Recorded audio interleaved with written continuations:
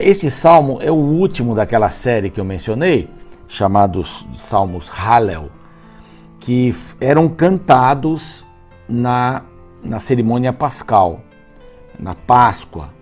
Então, crê-se que Jesus e os seus discípulos cantaram esses salmos. Isso era comum para eles, não é? Então, eles cantaram esses salmos e eles têm muito a ver, já mencionei nos outros anteriores, mas tem muito a ver com o Senhor. O salmo anterior aqui, o 117, vamos louvar o Senhor, vamos louvar o Senhor todos, por sua misericórdia, por sua fidelidade. Então ele mantém a fidelidade, ele tirou o povo do Egito, ele salvou o povo, então esses salmos vão falando sobre essas coisas. E este é um salmo messiânico. Aqui o título é Alegria dos Justos pelo Salvador. O Salvador se alegra com os justos, e os justos também. Não é? Parece que estamos falando de Jesus aqui. Cada lance, cada momento, nós estamos falando de Jesus. Jesus deve ter cantado essa música, ele poderia ter fugido. Eu li um autor, George, alguma coisa, ele poderia ter fugido, e, claro, à noite, pelo deserto, pronto, um abraço, desaparece, vai para o Egito, acabou. Não tem mais perseguição, não tinha morte, mas ele enfrentou, ele sabia o que estava. Ele estava focado na cruz, ele sabia qual era o caminho dele. Você também e eu estamos focados na cruz. Esse é o nosso caminho. Se a gente não morrer na cruz, não tem reino. Eu já estou crucificado com Cristo e vivo não mais eu, mas Cristo vive em mim. Gálatas 2:20. O apóstolo Paulo fala isso. Então essa questão de estar crucificado na cruz com Cristo, fixar a cruz, carregar a cruz, assim, não diz Lucas, né? Carregue cada um a cruz e me siga, ou siga-me. Interessante essas visões que a Bíblia vai dando, foco na cruz. Jesus teve foco na cruz, nós também devemos ter foco na cruz. Lá nas tentações do deserto, ele teve foco na cruz. O foco dele era no futuro, não era no presente. Está com fome? Isso é passageiro. Não é, isso passa, vamos resolver essa questão. Transforma a pedra em pão, se jogue daqui de cima, eu vou te dar todo esse reino. Não, nada disso mudou o foco de Jesus. As provocações dos fariseus, as provocações dos sacerdotes, nada disso fez com que Jesus se desviasse do seu foco. Isso é extraordinário. Nós precisamos de mais foco em nossa vida. A gente fala em Deus, os muçulmanos têm muita razão quando eles dizem assim, vocês cristãos são muito esquisitos. Vocês estão aí, comemoram o nascimento do Issa, que é Jesus, e entra um velhinho lá de vermelho, ou de azul, ou de verde, ou de branco, dependendo do país, aqui é vermelho. Entra um velhinho de vermelho distribuindo presentes, que é Papai Noel, que mora não sei aonde. Não tem lógica isso. Ou comemora o nascimento ou não comemora. Vocês vão comemorar a morte de Cristo? A morte do Issa? Mas, peraí, tem um coelho que bota ovo de chocolate, que história é essa? Então você entende que a gente é meio confuso às vezes. A gente é meio confuso, perde o foco. A gente perde o foco. Vai para a igreja, o foco é o reino de Deus, é a salvação, é passar pela cruz, é morrer na cruz de Cristo. Para aqueles que estão vindo para os caminhos do Senhor, nascer de novo, nas águas. A Thaís, uma menina muito bacana, é fisioterapeuta, uma pessoa extraordinária. Ela disse, pastor, eu quero me batizar, eu quero passar pelas águas, eu quero morrer em Cristo. Mesmo agora na época da pandemia, tem que dar um jeito. As pessoas estão focadas, ela é uma menina focada.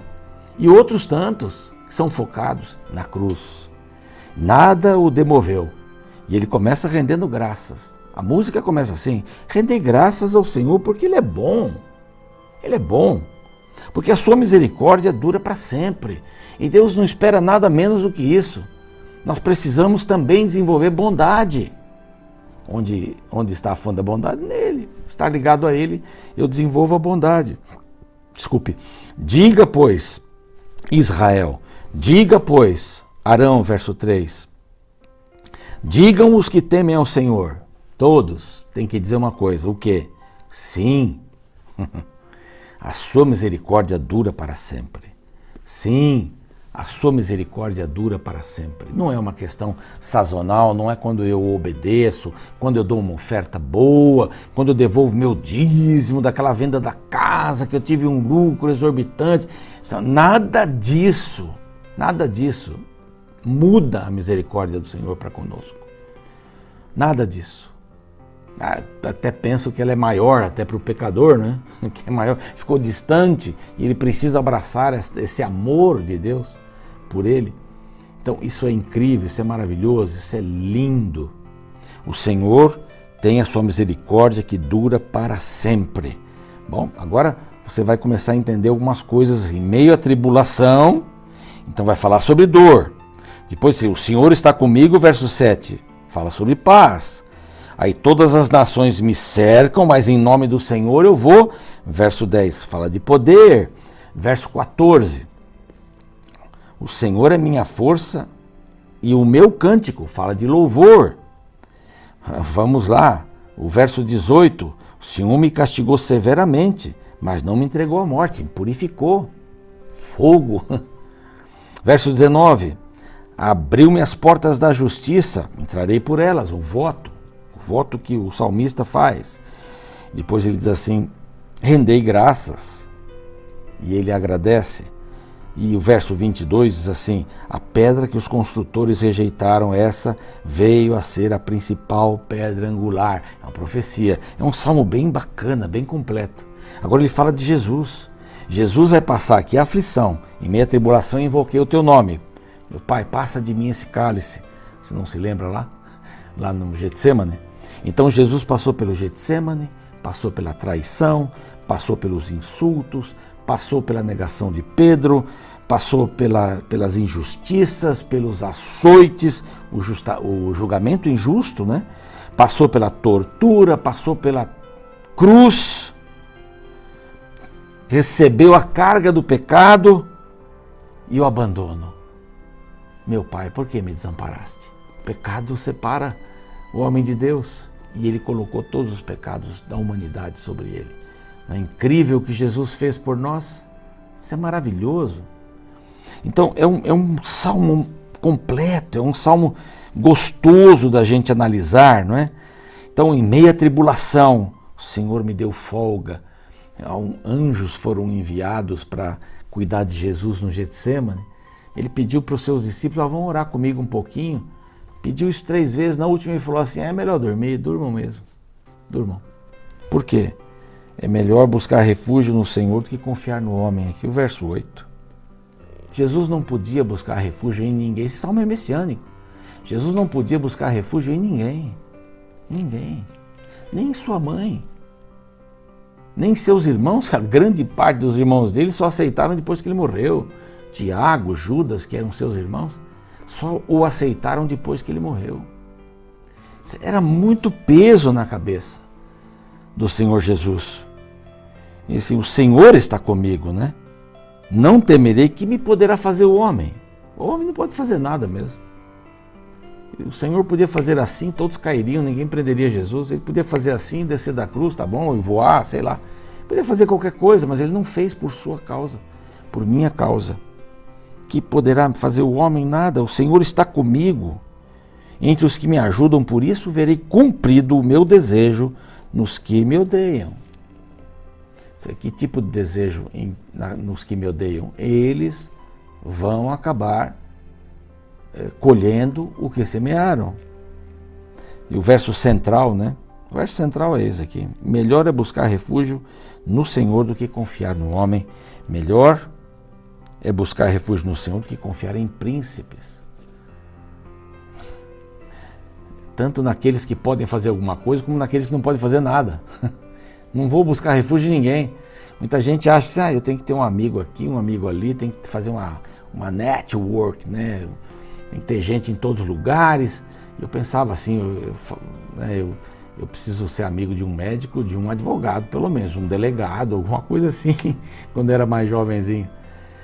Bom, eu sou amigo de vários advogados, vários médicos, um filho é médico, outro advogado também, mas nós não podemos confiar em qualquer pessoa. Não podemos confiar nos governantes, temos que apoiar, orar por eles. Não é orar para que a nação dê certo. Aqui eu não tenho cor política nenhuma, eu não tenho nenhuma cor política. Mas você entende que a gente não pode confiar em ninguém. Nos carros do Egito, não, em nada. Gideão foi com 300 homens e derrotou milhares, centenas de milhares. Não tinha uma arma. O povo de Israel cercou Jericó, uma cidade fortíssima, sem uma arma. De quem a força? É do Senhor. Todas as nações me cercam, agora ele diz assim, mas em nome do Senhor as destruirei. Ele fala aqui, ó, cercam. Verso 11, cercam-me e cercam-me de todos os lados, mas em nome do Senhor as destruirei. Como abelhas me cercam, porém com fogo e espinhos foram queimadas, em nome do Senhor as destruirei. Aqui a gente pode entender alguma coisa do que Jesus diz para os seus discípulos, eu estou cercado de tristeza, lá no Getsemane. Estou cercado de tristeza, orem comigo um pouco. E eles não conseguiram. Não conseguiram. Mas ele diz assim, em nome do Senhor, eu vou destruir o pecado. Em nome do Senhor, eu vou destruir o pecado. Aqui ele estava falando como homem Deus. Hoje ele é Deus. Ontem ele foi Deus. Ele será sempre Deus. Foi, é e será. O Deus que veio à terra, encarnou-se. Aí olha o verso 13 assim, empurram-me violentamente. Dá uma ligação, né? Com o que fizeram com Jesus. Empurram-me violentamente para me fazer cair, porém o Senhor me amparou. Em toda a vida de Jesus aconteceu isso. Na vida do salmista. E em nossa vida também, pode acreditar nisso, meu querido, minha querida. Pode acreditar nisso, o Senhor está com você. E o Salmo vai terminando aqui, a gente tem que terminar. Ele diz assim, porém o Senhor me amparou, o Senhor é minha força, meu cântico, a sua destra faz proezas. Diz assim, abri as portas que eu vou entrar por elas, eu confio no Senhor. E aí o verso 21 diz, rendei graças, porque me acudiste, foste minha salvação. E agora vem uma profecia, né? A pedra que os construtores rejeitaram, essa veio a ser a pedra principal, a pedra angular. Isto procede do Senhor e é maravilhoso aos nossos olhos. Aquele que foi rejeitado pelo povo de Israel, esse era o Messias. E aquele não fica culpando o povo de Israel, não. Aquele que é rejeitado também por nós. Pedra de tropeço para muita gente. Imagina acreditar em Jesus. É um homem aí que puseram um peso danado na vida dele, ele falou, escreveu umas coisas aí, mas não, ele é o Filho de Deus, era pedra de esquina, aquela pedra que ia sustentar toda a construção. E olha só o texto que diz assim, este é o dia que o Senhor fez, regozijemo-nos e alegremo-nos nele. Várias lições, esse é o dia, vamos vivê-lo. Não vamos ficar dizendo, amanhã, ontem, se fosse. Não, vamos viver hoje, o presente de Deus é o presente. Esse é o presente de Deus. Para mim e para você. E aqui quando a gente olha para Jesus, assim, esse é o dia que o Senhor fez, regozijemo-nos. Ó, salva-nos, Senhor, nós te pedimos, ó Senhor, concede-nos esta prosperidade. Não é prosperidade de dinheiro, não, é a prosperidade da salvação. E termina, bendito que vem em nome do Senhor. Para Jesus, para nós, para o salmista, a vós outros da casa do Senhor, nós vos abençoamos. A todos nós. Vamos agradecer a Deus por esse lindo salmo que confirma a vida de Jesus e a salvação que Ele nos dá. Rendei graças ao Senhor porque Ele é bom, porque a sua misericórdia dura para sempre. Vamos cantar isso o dia inteiro. Vamos cantar, porque o Senhor é bom. Pai querido, pedimos a tua bênção para cada um. Estamos vivendo dias difíceis, mas nós podemos enxergar a luz no final do túnel. Por quê? Porque existe esperança, porque existe paz para aquele que aguarda a tua graça, que guarda a tua graça, que vive na tua graça. Existe esperança para aquele que lê a palavra e vive a palavra, para aquele que olha para Jesus e o aceita como seu Salvador e morre na cruz, Ali está o nosso lugar. Foco. Foco. Eu preciso me entregar a Cristo todos os dias. Ajuda-me, Senhor. Ajuda os casais casados. Há uma pandemia emocional. Conforta, Senhor, esse povo, que nenhuma decisão seja tomada, uma decisão tomada negativamente é precipitada agora de separação. Senhor, ajuda esse casal que está lutando, que está me ouvindo aqui. Ajuda este jovem que está buscando a pureza no coração para andar conforme Jesus andou. Abençoa, Senhor, a todos nós. Abençoa os meus filhos, Pai, os filhos de cada um. Os propósitos, que não percam o propósito da cruz por Jesus. Amém.